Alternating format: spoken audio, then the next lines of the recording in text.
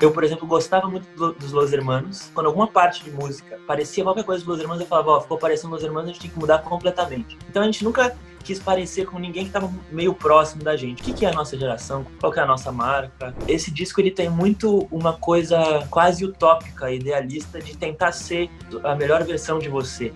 E eu nunca tinha ido no Maracanã. Era uma coisa muito... Até hoje eu fico pensando, assim, que loucura que isso rolou. Certamente ele é um dos artistas mais elogiados pelo público, pela crítica e por artistas veteranos. Seja ao lado da sua banda ou sozinho, Tim Bernardes é uma das cabeças incríveis da nova geração e é o meu convidado da semana aqui no Papo de Música.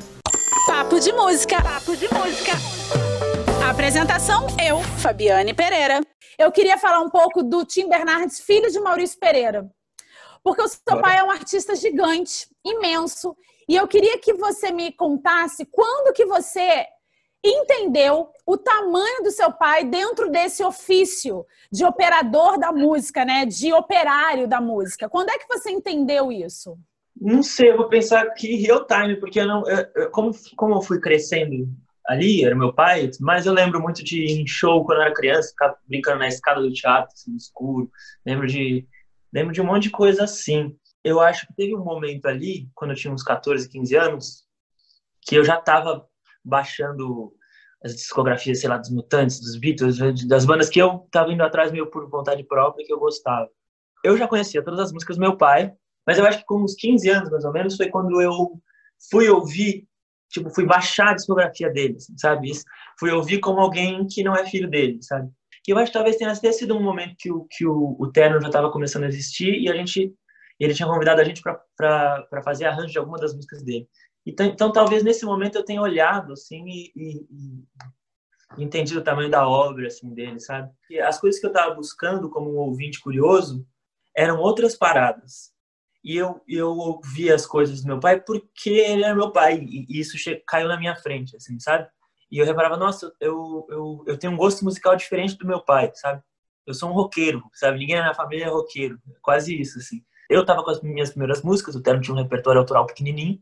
Meu pai tava sem banda, chamou a gente para fazer versões malucas, porque reparou que a gente gostava de fazer arranjo. Então, nessa época, a gente fez alguns shows juntos, o Terno e o meu pai. E que, inclusive, resultou em algumas gravações que estão no 66.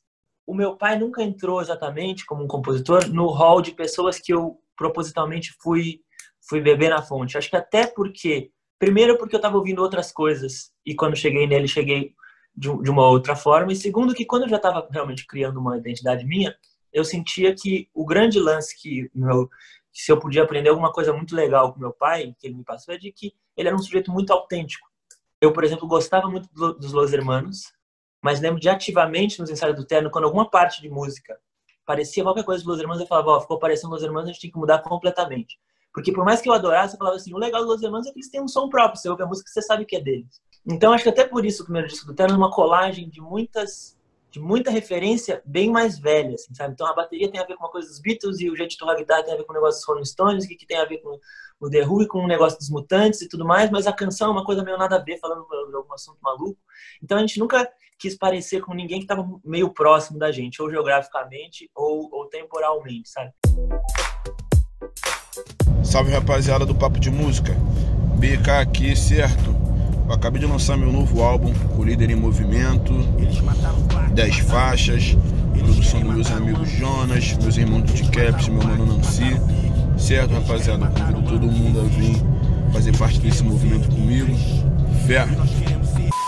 Me diz, meu Deus, o que é que eu vou cantar? Se até cantar sobre me diz, meu Deus, o que é que eu vou cantar? Já foi cantado por alguém. Quando o 66 foi lançado, que muitos jornalistas especializados começaram a dizer que vocês eram os Mutantes contemporâneos.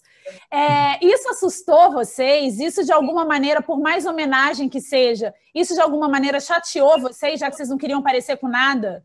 Por um lado, a gente ficava feliz que a comparação que estava sendo usada era Mutantes, porque era realmente uma das bandas que a gente mais adorava e tudo mais. Ao mesmo tempo, acho que a gente também tinha a clareza de que a gente não parecia muito Mutantes também, e nem se quisesse conseguiria, porque os Mutantes são uma coisa muito autêntica, assim, sabe? A gente queria entender, tipo, quase também um trabalho no comecinho do Terno, que era muito sessentista, mas de uma curadoria, de tipo, o que a gente está escolhendo imitar e como a gente está misturando coisas que não foram misturadas, sabe? Então era meio essa filosofia do 66 e que fala na música, sabe? Todo dia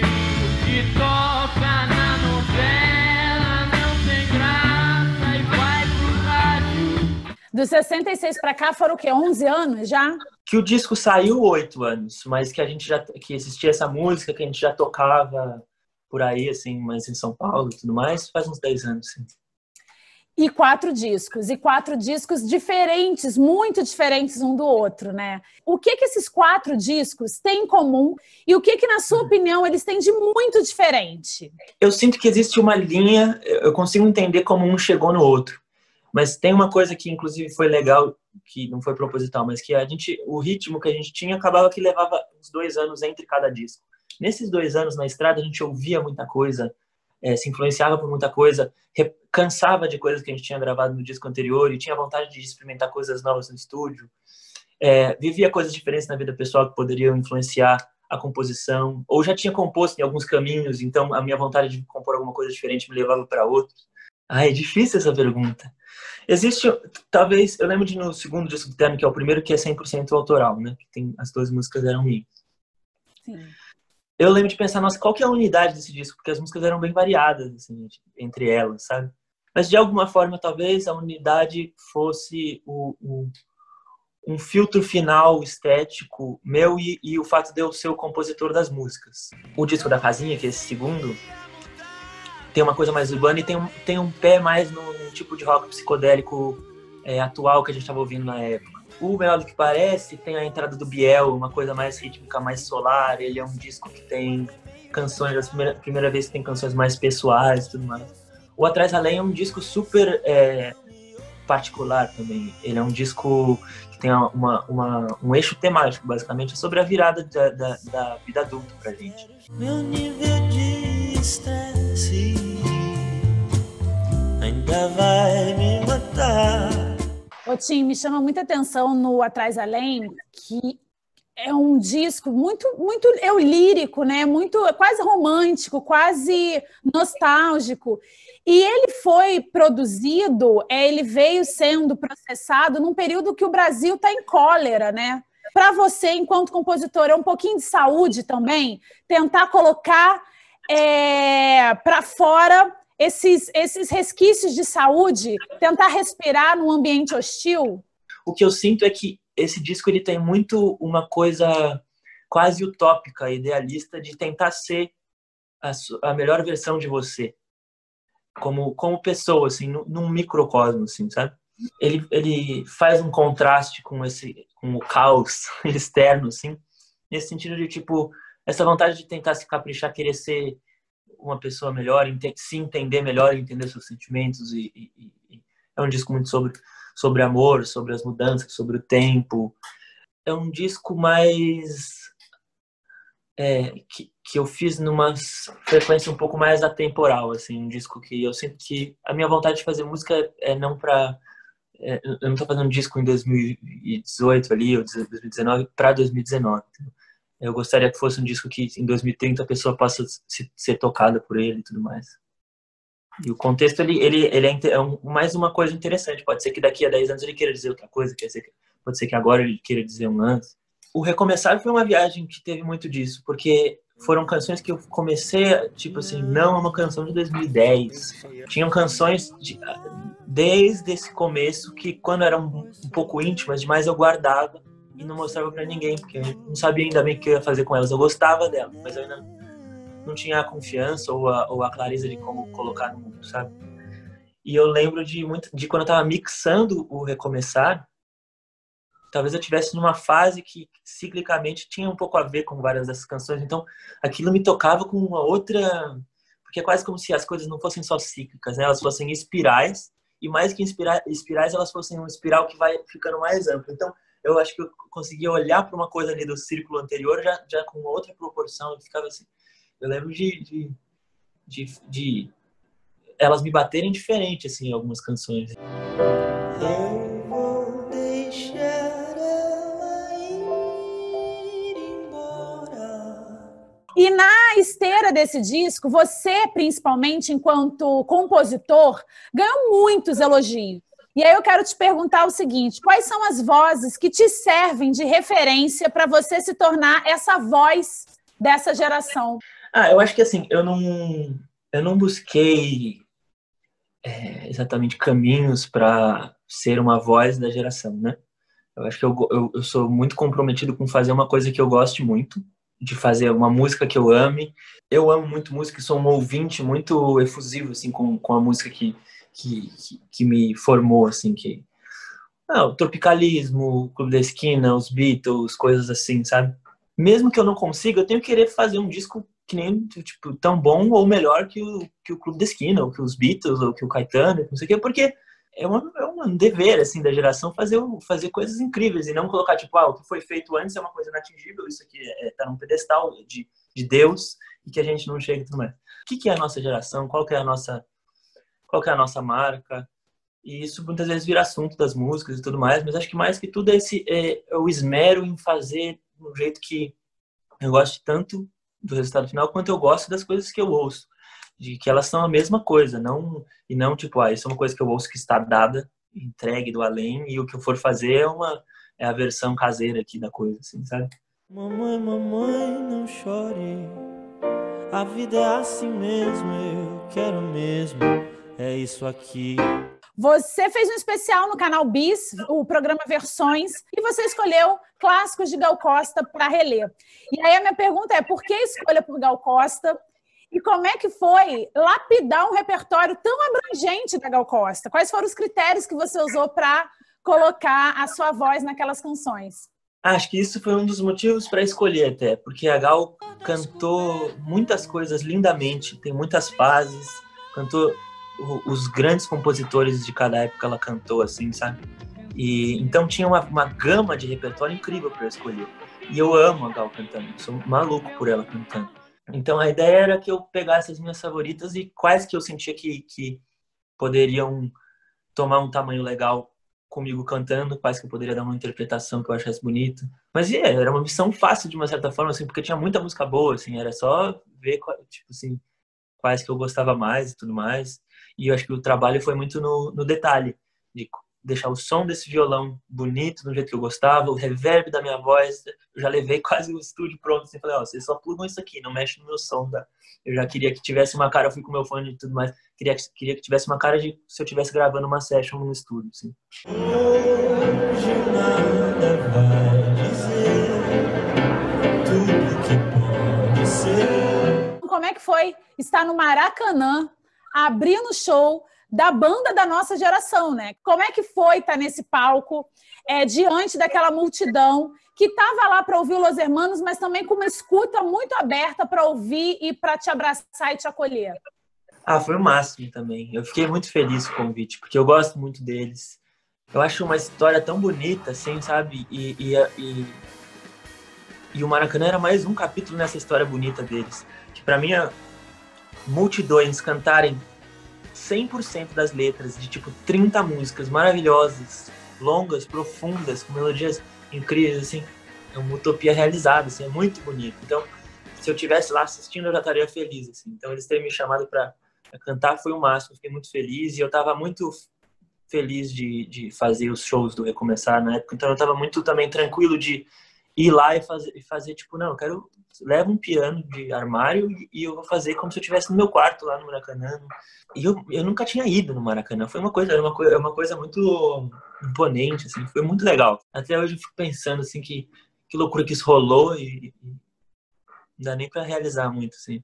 Vou correr na direção daquelas tantas coisas lindas que eu anseio.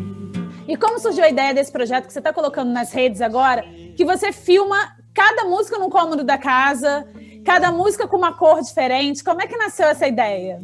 Essa ideia nasceu de algumas coisas. Quando começou a quarentena, eu fiz um live ou dois, e aí eu fui convidado para fazer um live pela Blogotech, que é aquele site francês muito legal. Falei, eu queria meio que armar uma coisa estética, um set na minha casa, eu colocar uma fórmica vermelha na parede, no chão, parecia que eu estivesse numa bola de fórmica vermelha, assim, e tá tudo de vermelho e tudo mais. E aí, quando acabou o live, eu gostei do cenário e comecei a fazer uns testes de vídeo, assim. E com o meu gravador de cassete, que eu já estava há tempos querendo fazer uma série de vídeos em casa, assim. E aí, ali foi me vindo a ideia de que eu poderia fazer, aproveitando o conceito isolamento social, transformar cada canto da minha casa num set, que seria essa série quarentênica pro formato do IGTV. Então, era uma coisa que eu queria que juntasse o Millennial IGTV ali com o analógico da fita cassete. Foi super legal poder fazer um projeto de cabo a rabo, assim. E tá lá no Instagram, foram 6 vídeos. Eu confesso que eu gosto das moças do bairro onde eu moro, do estilo indie hip retrô brasileiro. Palhinha! Queria que você desse uma palhinha da sua preferida do Los Hermanos. Eu gosto muito daquela música do Amarante, que tem uma pessoa que é desaparecida e tal. Fiz aquele anúncio e ninguém viu. Pus em quase todo lugar a foto mais bonita. Essa música é linda. Parece que foi ontem eu fiz aquele chá de abu pra te curar da tosse do chulé. Queria que você desse uma palhinha da que você quiser na versão que você gravou de Gal Costa. Tem uma que eu gosto muito, que ela era quase como se, tipo assim, aquela que é bem lá do Beito, mas esse que era beira de mar, beira de mar, beira de mar é na América do Sul. Um selvagem estende o braço, uma coisa assim, agora eu não lembro das letras também. Cara, um momento de puro amor. Essa música é muito louca. Tocar Coca-Cola na boca, um momento de puro amor, de puro amor. Para finalizar, uma canção sua, do seu repertório, que você tem muito orgulho de ter feito. Você ouve ou lê aquela letra e pensa, que baita canção. Não sei, esses últimos lives que eu fiz, assim, ou qualquer oportunidade que eu tive de tocar alguma coisa minha, eu escolhi algumas vezes Passado e Futuro, é uma música que eu gosto do Atrás da Lâmpada. Eu gosto do refrão, que nunca mais o meu passado, para sempre o meu futuro. Nada certo, nada errado, tudo claro, tudo escuro. Tim, muito obrigada, viu? É sempre uma alegria conversar com você, sempre uma alegria trocar com você. Estou super acompanhando o seu projeto de quarentena, muito legal. Espero que em breve você esteja nos palcos, a gente esteja na plateia, aglomerado, suado, pegando as pessoas pela mão, tomando latinha de cerveja, compartilhando, que ninguém tá aguentando mais. É isso aí. Tá bom, brigadão, Fabi.